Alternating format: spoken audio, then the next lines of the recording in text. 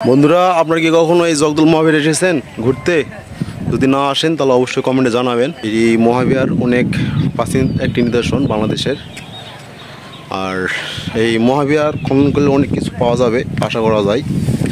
এটি এক রাজার, সম্ভবত রাজাটির নাম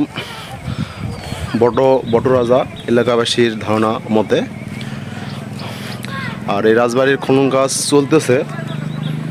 ও আশা করি আমরা যে অনেক কিছু পাওয়া যাবে এই জগদ্দল মহাবীর থেকে। আর বন্ধুরা, যদি আপনারা যদি এই মহাবীর না দেখে থাকেন তাহলে অবশ্যই ঘুরতে আসবেন। বন্ধুরা, দেখেই বোঝা যাচ্ছে যে অনেক দামি দামি পাথর দিয়ে এই রাজবাড়ি তৈরি করা হয়েছিল। দেখা যাচ্ছে এরকম ছোটো বড়ো অনেক পাথর পড়া আছে। পাথরের পাশাপাশি অনেক ইটের কারুকার্য ছিল। এর চারপাশে দেখবেন খনন কাজ চলতেছে। আর পাশে একটা শিমুল গাছ আছে।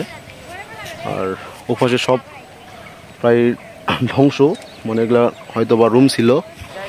আর এটাই জগদল মহাবীরের এটাই সেই রূপচিত্র। তো আপনারা আসবেন, আসলে ভালোভাবে দেখতে পারবেন মহাবীরের আলোকচিত্র। তো আমরা দেখব যে কিছু কিছু পাথর এই মহাবীরে পড়ে আছে। এই যে কালো কালো পাথর, এগুলো অনেক দামি পাথর হয়তোবা। তো দেখুন, এই যে পাথর দেখছেন,